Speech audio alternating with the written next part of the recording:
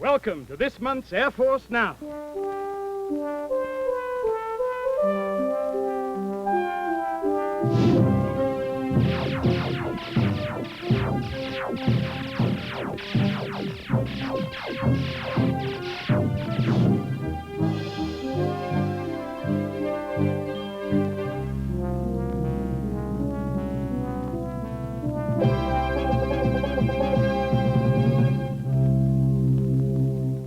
The 307th Civil Engineering Squadron at Kelly Air Force Base, Texas, one of many Guard and Reserve units that support our nation's total force policy, deployed for numerous construction projects. The exercise was called Patriot Horse. For this exercise, the 307th was divided into 3 echelons. These were called Red Horse 1, Red Horse 2, and Red Horse 3. Red Horse is an acronym that stands for Rapid Engineer Deployable Heavy Operational Repair Squadron Engineer. What makes the 307th unique is that it's the only Red Horse unit in the reserve. The first 2 echelons are air deployable. Red Horse 1 will deploy on C-130 aircraft. Red Horse 2 can deploy on almost any aircraft, preferably the C-5.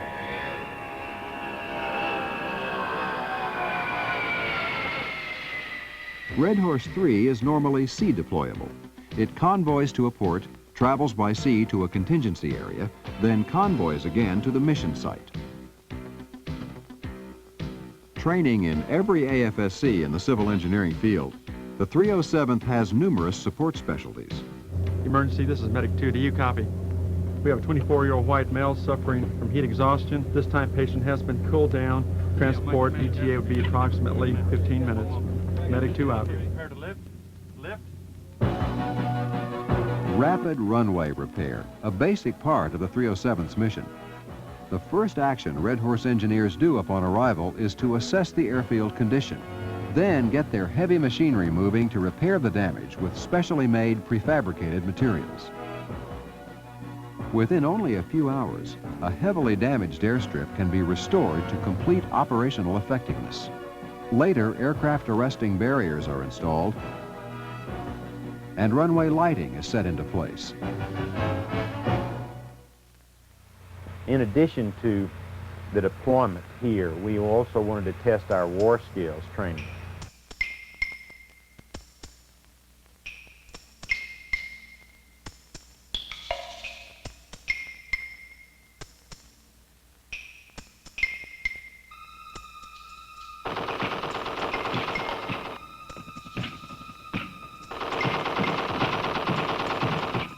In 2 days of contingency exercise, under simulated chemical attack and aggressor fire, the Red Horse perimeter stood its ground.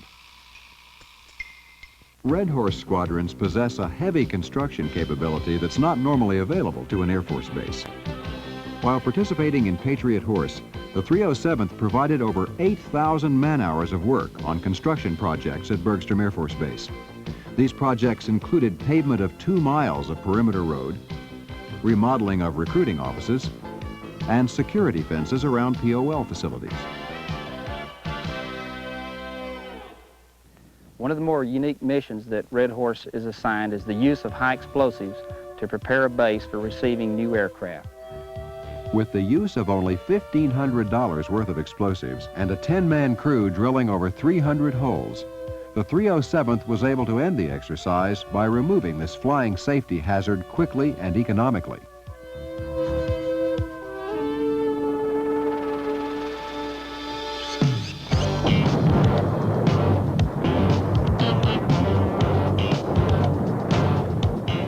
Patriot Horse, a prime example of total force policy in action.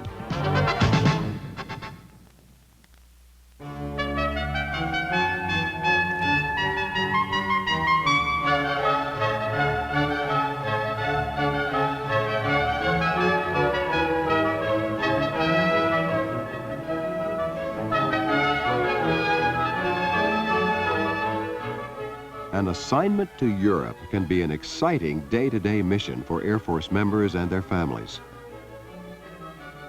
There are many assignments throughout Europe, England, with its impressive landscapes and castles, is but one possibility. At this location, we're a 7-man site. We're approximately 130 miles from our support base, so the 7 men here have to live pretty much on the economy. We do most of our shopping down in the town of Dover and some of the surrounding towns. I'm Master Sergeant Thomas Tisch, and this is my wife, Debbie. I'm the operating location chief at Swingate, which is a station immediately behind me here.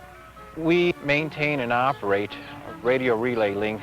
We provide military communications into England and from England back out to the continent. Viele Grüße und herzlich willkommen in Deutschland.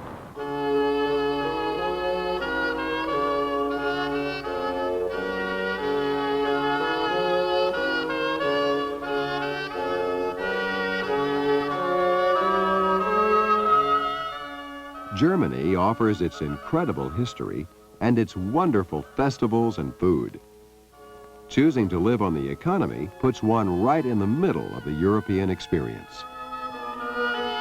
The people here are more than willing to help all of us adjust.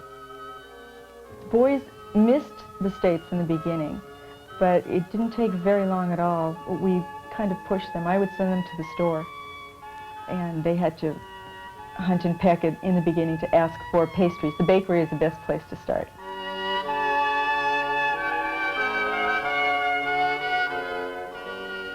I think if someone wants to come to Europe and they're hesitating on that because they have a fear of terrorism, that's really a mistake.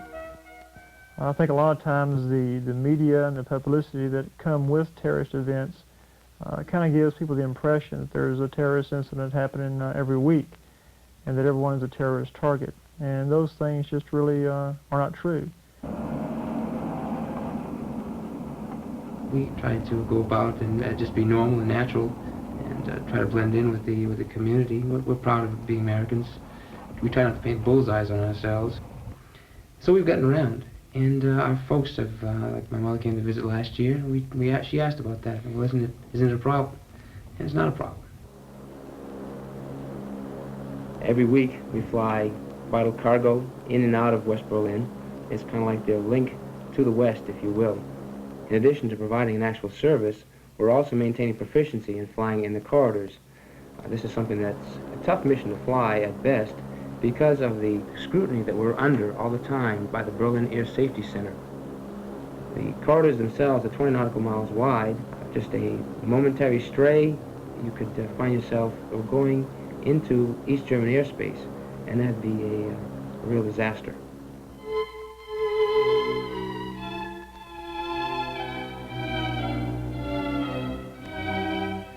On every occasion I have, especially the guys back in the States flying the same type of mission, at some point I certainly recommend for them to come over here and to get involved in this, because this is flying in a very unique environment.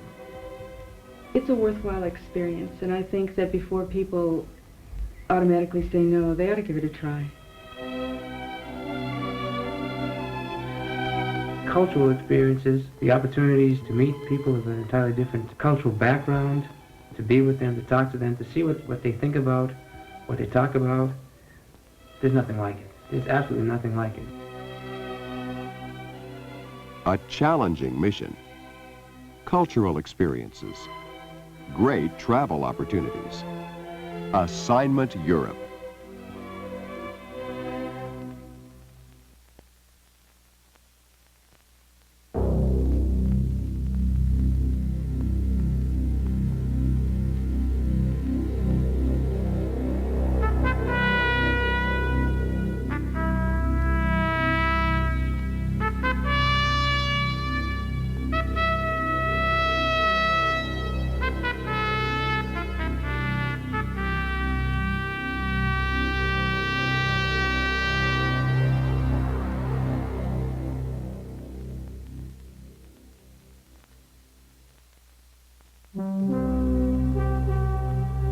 In World War II, as a reconnaissance pilot, it is not normal to encounter, much less destroy, German airplanes in any significant numbers.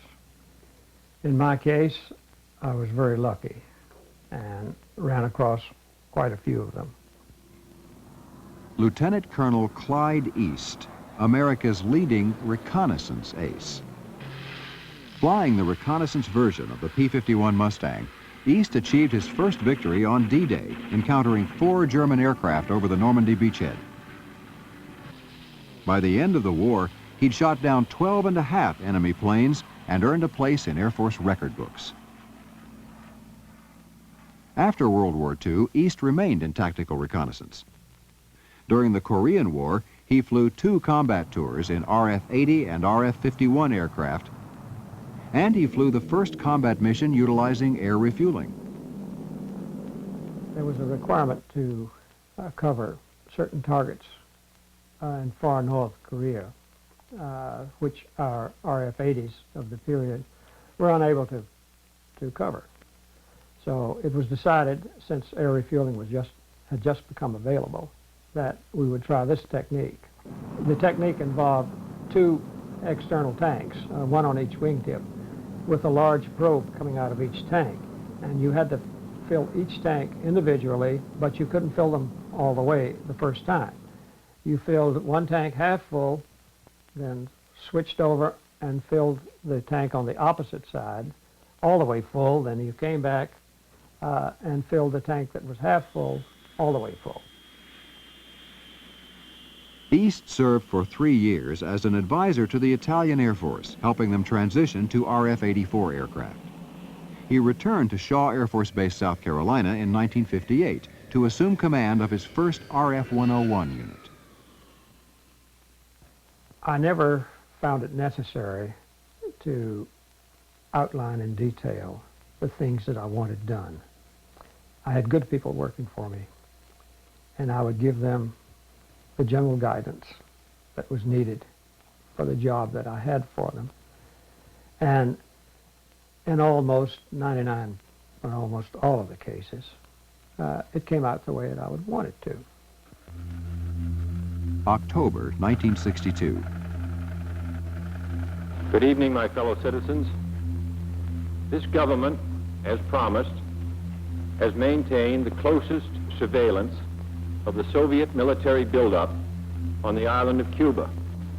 Within the past week, unmistakable evidence has established the fact that a series of offensive missile sites is now in preparation on that imprisoned island. We were hastily alerted and moved to Florida on the 22nd of October, and were issued instructions to prepare target coverage over certain specific targets that had been discovered in Cuba.